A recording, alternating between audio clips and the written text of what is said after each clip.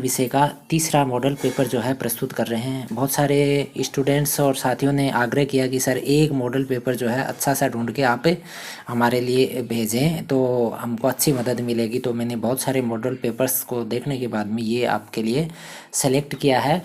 और इसके जो पर्सन हैं मुझे लगा कि पहले 2 मॉडल पेपर से भी बहुत अच्छे लगे, तो आप इसको एक बार ज़रूर देखना, आपको बहुत मदद करेगा। पर्सन सीधे या इनसे जुड़े हुए पर्सन आपको परीक्षा में अवश्य मिलेंगे, तो आप इसको ज़रूर देखें। प्रारंभ करें इससे पहले मेरा निवेदन रहेगा कि आप चैनल को सब्सक्राइब कर लें और वीडियो को लाइक भी करें और ज़्यादा से ज़्यादा स्टूडेंट्स से इसको शेयर करें ताकि उनको भी इसका फ़ायदा मिल सके। चलिए हम प्रारंभ करते हैं आज का वीडियो। तीसरा मॉडल पेपर, पहला प्रश्न होगा पतंजलि किस शासक के काल में हुए थे। सीधा सा उत्तर है पुष्यमित्र शुंग वंश के राजा हुए थे। पै से पै याद रखना, पतंजलि पै, पुष्यमित्र पै, ठीक है। तो पतंजलि, आजकल पतंजलि का नाम बहुत चलता है। फिर दूसरा है बहमनी साम्राज्य का संस्थापक कौन था। ये था असन खां, 1347 में स्थापना की थी इसने। फिर नैतिक लोकतंत्र, ये नैतिक और आध्यात्मिक जीवन दर्शन युक्त लोकतंत्र है। फिर चौथा प्रश्न आपके संचार के क्षेत्र में औद्योगिक परिवर्तन के लिए कौन उत्तरदायी, तो इसमें मोबाइल फ़ोन उत्तरदायी है। फिर पांचवा प्रश्न होगा कौन सी पंचवर्षीय योजना 1 वर्ष पहले ही रोक दी गई थी। ये थी आपकी 5वीं योजना, ठीक है। तो ये आपके 1974 से 80 तक होनी थी, लेकिन 79 में ही इसको रोक दी थी, तो 4 साल ही रही है। 5वीं योजना हो जाएगा इसका उत्तर। फिर छठा प्रश्न है रोजगार विहीन आर्थिक विकास क्या है। यानी ऐसा आर्थिक विकास जिसमें क्या होता है, रोजगार के अवसरों के सर्जन की संभावना बहुत कम हो जाती है, तो वो रोजगार विहीन आर्थिक विकास हो गया। फिर मुख्य जायद फसल में आपके तरबूज है, लौकी, ककड़ी, खीरा, मतीरा ये आ गए। फिर 8वां प्रश्न है सीसा और जस्ता का उत्पादन और भंडारण भारत में सर्वाधिक कहाँ। ये राजस्थान में 95% है। राजस्थान की अगर बात करें तो चित्तौड़, राजसमंद, भीलवाड़ा, उदयपुर इनमें है। फिर 9वां प्रश्न है आपके मैग्नीशियम सल्फेट और सोडियम सल्फेट के कारखाने भारत में कहाँ। ये राजस्थान में ही है आपके। एक तो मैग्नीशियम सल्फेट का तो पचवदरा में, सोडियम सल्फेट का डीडमोनम में, दोनों में ही खारे पानी की झीलें हैं, उनके पास में खाद के कारखाने हैं। फिर 10वां प्रश्न है चिट फंड कंपनी क्या है। तो ऐसी कंपनियां जो चिट योजना द्वारा संचालित प्रबंधित, ये जो चिट योजना समझते हैं जैसे एक मेंबर हो गया, फिर नीचे 2 हो गए, फिर 2 और हो गए, तो इस तरह की ये जो कंपनियां हैं वो चिट फंड कंपनियां हैं। तो ये 10% है, एक एक नंबर को होते, एक एक लाइन में आप इनको कर देना। फिर 11 से 19 तक 2-2 नंबर के रहेंगे। इसमें 11वां प्रश्न देखें विधानसभा के सदस्य की सदस्यता का अंत की 2 स्थिति। एक तो इसमें अगर वो सदस्य दोनों सदनों के लिए निर्वाचित हो जाए तो एक की सदस्यता खत्म हो जाएगी उसकी। फिर अगर 60 दिन तक नहीं आए तो भी सदस्यता खत्म है। तीसरी अगर याद रखो आप, अगर उसकी योग्यताएं जो चयनित होने से पहले थी उनमें से अगर कोई योग्यता खो देता है, जैसे मान लीजिए उसकी नागरिकता की बात करें, पागल दिवालिया कोई चीज़ें उसमें वापस से ऐड हो जाती हैं तो भी क्या हो जाएगी, सदस्यता खत्म हो जाएगी। फिर 12वां प्रश्न मुख्यमंत्री जल स्वावलंबन, ये राजस्थान सरकार की जल प्रबंधन और जल संरक्षण की योजना है, जिसमें परंपरागत जो अपने जल स्रोत होते हैं उनका प्रबंधन संरक्षण का काम होता है। ये पिछली जो गवर्नमेंट थी वसुंधरा राजे गवर्नमेंट उस समय चलाई हुई थी और अब भी जारी है ये योजना। फिर 13 का प्रश्न है भारत की मुख्य दलहन फसल। तो इसमें दलहन फसल आप समझते हैं आपकी जिनसे दाल बनती है, जिसमें आपके चना है, आपकी मूंग है, मोठ है, उड़द है, ये आपके क्षेत्रों में होती हैं। उन सब का विवरण आप इनमें 2-3 का डाल देना, ठीक है ना। तो फिर 14 नंबर की बात करें प्रश्न भारत में तांबा, तांबा आप समझते हो झुंझुनू के अंदर तो आपकी खेतड़ी है। फिर उसके अलावा आपके अलवर, उदयपुर में इनमें है ही। फिर मध्य प्रदेश में बालाघाट, आपके झारखंड में सी भूमि हजारीबाग। तो इस सी भूमि हजारीबाग बालाघाट में इनके अलावा भी बहुत सारे दूसरे जो हैं खनिज जो है निकाले जाते हैं, तो इनको भी आप ध्यान देना, मानचित्र में भी ये प्रश्न पूछे जा सकते हैं। फिर 15 नंबर प्रश्न में परिवारों के आकार को सीमित रखने के लिए सरकार की कौन से कार्यक्रम प्रारंभ किए और कब किए। तो इसमें आपके 1952 में भारत सरकार ने व्यापक परिवार नियोजन कार्यक्रम चलाया था। 2000 में आपके जनसंख्या नीति आई थी, तो ये बहुत अच्छे कार्यक्रम थे और इनके बारे में आप 2-3 लाइन, ये 2 नंबर का प्रश्न है तो थोड़ा सा विस्तार से करोगे तो आप इसको मेंशन करना। फिर 16 नंबर प्रश्न में भारत में स्वतंत्रता से पूर्व राष्ट्रीय आय की गणना करने वाले 3 विद्वान पूछे। एक तो दादा भाई नौरोजी पहला आदमी था ही, उसके बाद में फिंडले सिराज और आरसी देसाई, ठीक है, ये 3 व्यक्ति हैं। दादा भाई नौरोजी पे बहुत बार प्रश्न पूछे गए। फिर 17वां प्रश्न है आपके श्रम शक्ति की परिभाषा देते हुए 11-12 की श्रम शक्ति के अनुमान। श्रम शक्ति क्या है, वह जनसंख्या जो वस्तु और सेवाओं के उत्पादन हेतु चालू आर्थिक क्रियाओं के लिए श्रम की आपूर्ति करती है। यानी जो भी आपके उत्पादन और सेवा है, ठीक है ना, उनके लिए जो श्रम चाहिए, ठीक है, और वहाँ जो श्रम जनसंख्या का वह भाग वहाँ आ रहा है, तो क्या वो श्रम शक्ति है। 11-12 की बात करें तो प्रति 1395 ही श्रम शक्ति का इन्होंने अनुमान व्यक्त किया है, बाकी तो यूं ही बेकार दिखाया है इन्होंने। फिर सामुदायिक स्वच्छता क्या है? सामुदायिक स्वच्छता आपके इसमें बात आती है ग्रामीण क्षेत्रों में जो खुले में जो शौच की परंपरा है वो आपकी सामुदायिक स्वच्छता का बिंदु है। और इसके अंदर जो बात यहाँ पर करी गई है वो क्या है कि इस कुप्रथा को रोकने के लिए उनको शौचालय निर्माण के लिए प्रेरित करना, उनको अनुदान मुहैया करवाना, ये सारी बातें सामुदायिक स्वच्छता में आती हैं। फिर 19 नंबर, किस व्यवस्था से सार्वजनिक परिवहन का उपयोग करने वालों की यात्रा के समय को कम किया जाए? तो इसमें आपके जैसे आपके जो लाइन जिसके लिए निर्धारित है उसी में चलें, जैसे अब ये बस लाइन, ये कार लाइन, ये ट्रक लाइन, एक तो ये हो गया, तो उसमें क्या हो जाएगा, बस की जो लाइन है उसमें बस चलने से क्या होगा, समय बचेगा। फिर फुट ओवर ब्रिज जिसमें पैदल यात्री पार कर जाएं। फिर सिग्नल जो है वो जनसंख्या आबादी के अकॉर्डिंग, जैसे मान लीजिए कोई कॉलोनी में गाड़ी टर्न हो रही है तो उधर ज़्यादा सघन कॉलोनी है तो उस सिग्नल को ज़्यादा समय दिया जाए, तो ये व्यवस्था भी वहाँ पर होनी चाहिए। फिर प्रश्न नंबर 20, ये बड़े प्रश्न में आ जाएंगे, इनका उत्तर जो थोड़ा सा आप विस्तार से करना, ठीक है।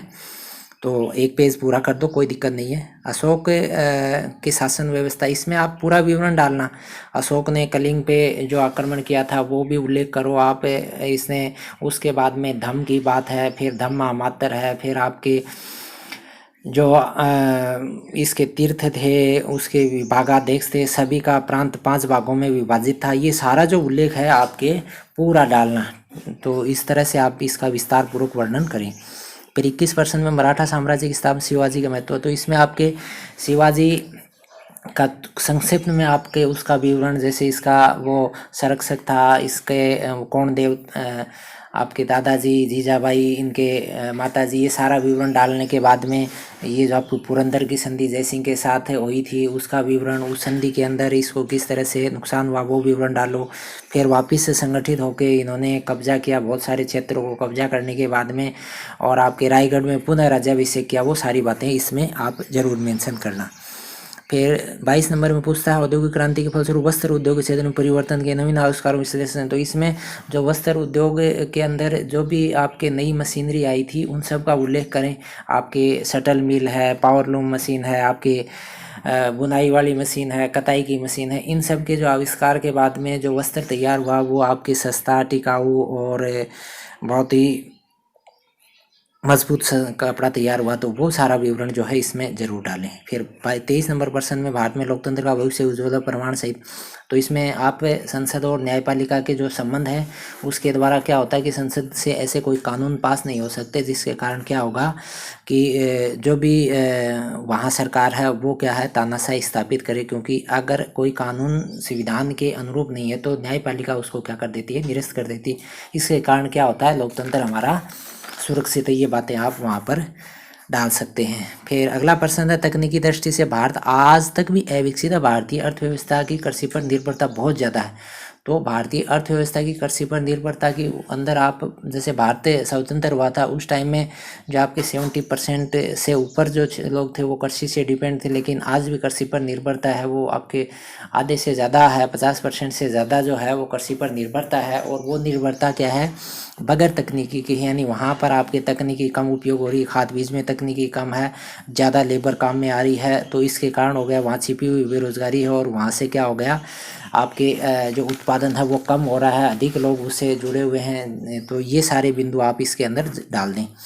फिर टिप्पणी में पूछ रहा है विश्व बैंक, ये 1944 में बना था। 1944 में ब्रेटन वुड में सम्मेलन हुआ और वहाँ समझौते के अकॉर्डिंग अंतर्राष्ट्रीय पुनर्निर्माण और विकास बैंक बना, और इसी को आजकल बोलते हैं विश्व बैंक। और ये क्या करता है, विश्व के देशों को आप आर्थिक मदद मुहैया करवाता है। फिर अर्थव्यवस्था की बात करें, अगला प्रश्न जो है ये क्या है, अर्थव्यवस्था यानी एक देश या क्षेत्र की वस्तु और सेवाओं के उत्पादन और उसका वितरण है, उपभोग है, ये सारी चीज़ जो है आपस में जुड़ी हुई, यानी ये सारी क्रियाएं जो है अर्थव्यवस्था है।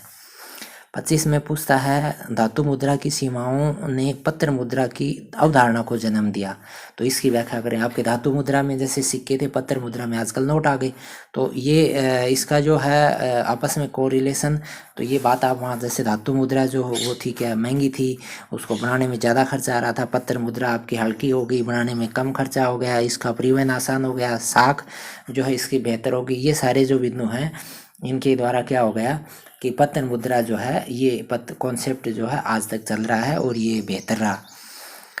फिर 26 नंबर में पूछता है पंजीकृत श्रमिकों के लिए चलाई जा रही भारत सरकार की 4 लाभकारी योजनाएं, तो इसमें आपके प्रधानमंत्री कौशल विकास योजना है, नरेगा है, प्रधानमंत्री रोजगार योजना है, आपकी आजकल चली आत्मनिर्भर भारत योजना, तो ये सारी योजनाएं जो हैं आपके श्रमिकों के कल्याण के लिए बनाई गई हैं सरकार के द्वारा, भारत सरकार की है ये। फिर 27 में पूछता है, ये बड़ा वाला प्रश्न है, थोड़ा विस्तार से करना आप, बड़ा लंबा विस्तार देना इसको। तो इसमें पूछता है ये भारत के किसान आंदोलन और उनका कारण की बात करें तो आप पहले कारण लिखो, आप जैसे किसान आंदोलन कारण, फिर पॉइंट वाइज लिख देना। जैसे अंग्रेज़ों ने जो कर बढ़ाए थे, फिर उस समय बहुत सारे अकाल पड़े लेकिन फिर भी राहत नहीं दी, साहूकार थे उन्होंने क्या खातों में हेरफेर करके ज़मीनों के ऊपर कब्जा कर लिए, सारी बातें आप कारण में डालें। फिर आपके किसान आंदोलन, जैसे आपके नील आंदोलन में नील के बोने के लिए उनको पाबंद किया गया, वो आंदोलन हुआ। उसके बाद में आपके 1875 का दक्षिण का विद्रोह जो आपके पूना और अहमदनगर में हुआ, तो वो सारा विवरण आप करें। उसके बाद में आपके खेड़ा का है, ये विवरण जो हैं आप जो कर सकते हैं, और चंपारण वाला भी कर दें, तो इसमें 2-3 जो आंदोलन है वो डाल दें। फिर इंडियन एसोसिएशन की भूमिका, इंडियन नेशनल कांग्रेस, देखो इंडियन एसोसिएशन पहले बनी थी, ठीक है, और उसके बाद में इंडियन नेशनल कांग्रेस की स्थापना होती है। तो इंडियन नेशनल कांग्रेस आपके WC बनर्जी 72 आदमियों की प्रारंभिक सदस्यता के साथ इसकी स्थापना हुई थी। ये अच्छा प्रश्न है, इसको भी आप विस्तार से देखें। फिर सर्वोच्च न्यायालय के अधिकार और उनकी शक्तियाँ, सर्वोच्च न्यायालय के आपके जो अधिकार हैं, आपके प्रारंभिक जो उसके मूल अधिकार, प्रारंभिक यानी वो सिर्फ वही देखेंगे। फिर इसके अपीली अधिकार हैं, फिर इसके मूल अधिकारों की रक्षा संबंधित अधिकार हैं, जो इसके मूल अधिकार के बिंदु आते हैं। तो उन मूल अधिकारों के अंदर जो 5 तरह की याचिकाएं जारी कर सकता है, ये लेख जारी कर सकता है, ये 5 जो लेख हैं इनको आप ज़रूर देखें। तो ये सारे आगे आपके मूल सर्वोच्च न्यायालय के अधिकार और शक्तियाँ को विस्तार पूर्वक, ये अच्छा प्रश्न है। ये जो है आप सर्वोच्च न्यायालय के अंदर भी लिख सकते हैं और आपके उच्च न्यायालय जो हाईकोर्ट हो उन दोनों में आप लिख सकते हैं। फिर न्यायपालिका क्या है, सर्वोच्च न्यायाधीशों की संख्या और इनके महाभियोग को। न्यायपालिका जो आपकी सरकार का 30 अंग है, इसके बाद में इनकी संख्या की बात करें तो संख्या 31 होती है, और महाभियोग की प्रक्रिया जो 2/3 बहुमत से आपके लोकसभा राज्यसभा में वहाँ से पास हो जाए, ये प्रक्रिया है।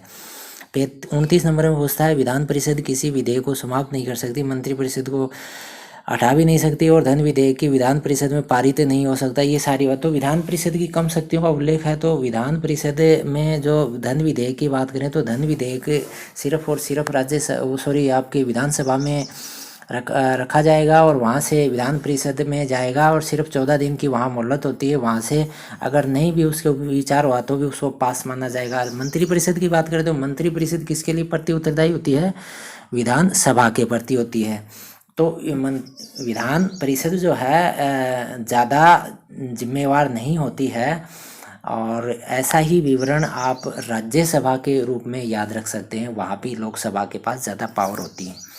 फिर विधानसभा के अधिकार और कर्तव्य, ठीक है ना, तो उसमें विधान जैसे आपके विधायी शक्तियाँ होती हैं, आपकी न्यायिक शक्तियाँ होती हैं, ठीक है। तो ये जो बिंदु हैं आप लोकसभा राज्यसभा में भी आप इनको याद रखें, और आपकी विधानसभा में लिख सकते हैं, कोरिलेटेड है ये, ठीक है। आपके कानून बनाने वाले जो विधायी शक्तियाँ हैं, ठीक है, आपके जो कार्यपालिका संबंधी शक्तियाँ जिनमें नियुक्तियाँ वगैरह आ जाएंगी, वो सारी शक्तियाँ हैं। फिर आपके बजट से संबंधी वित्तीय शक्तियाँ हैं। तो ये सारे विवरण जो आपके केंद्र वालों पाठों में याद करोगे वो राज्य में आ जाएंगे। फिर अंतिम प्रश्न में आप मानचित्र से जुड़े हुए, जैसे पानीपत है, ये आपके हरियाणा में है, बेंगलुरु कर्नाटका की राजधानी, जालौर राजस्थान में, डालिया नगर बिहार में, इंदिरा गांधी नहर परियोजना ये राजस्थान के दक्षिण। देखो इंदिरा गांधी नहर परियोजना करो तो एक लाइन से कैसी करना, लाइन बना देना कि जैसे ये इंदिरा गांधी नहर है और ये इसके ऊपर नाम लिख दिया। अगर आपको याद नहीं, जैसे आपको जालोर की फिक्स सिचुएशन नहीं है, तो आप जैसे दक्षिण राजस्थान में नीचे से लंबा सा लिख दोगे तो भी आपके प्रति सिंपैथी रहती है और आपको पूरा नंबर मिल जाता है। लेकिन आप राज्य से बाहर तो न जाएं कम से कम, और इतना आपको वहाँ समय मिल भी जाता है। मानचित्र को अंत में करते हैं बहुत सावधानी से, क्योंकि 5 नंबर हैं। ये 5 नंबर में आप 1 नंबर भी कम कर देते हो तो बड़ा नुकसान होता है। तो आप ये जो मानचित्र के प्रश्न हैं इसको आप किसी भी सूरत में सभी तरह की विधियां लगा के आप इसको 5 नंबर को आप सुनिश्चित करें। छोटे वाले जो प्रश्न हैं वो नंबर आपके सुनिश्चित हों, पहले 10 प्रश्न है वो उनमें से एक भी गलत नहीं हो, मानचित्र गलत नहीं हो। ये जो चीज़ें कर जाते हैं ना, तो उसके बाद में क्या होता है, आप सामान्य से आगे चले जाते हैं। तो ये संक्षिप्त वीडियो था। इस वीडियो में मैंने सिर्फ आउटलाइन ही समझाई, पूरा नहीं दिया है, तो आप इसको देख लें, एक बार बुक से भी देख लें और हमारे चैनल को सब्सक्राइब कर लें। और जब भी आपका पेपर हो जाएगा तो मैं आपका उसको सॉल्यूशन तैयार करके आप तक पहुंचा दूंगा। आप प्रारंभ से अंत तक जुड़े रहे।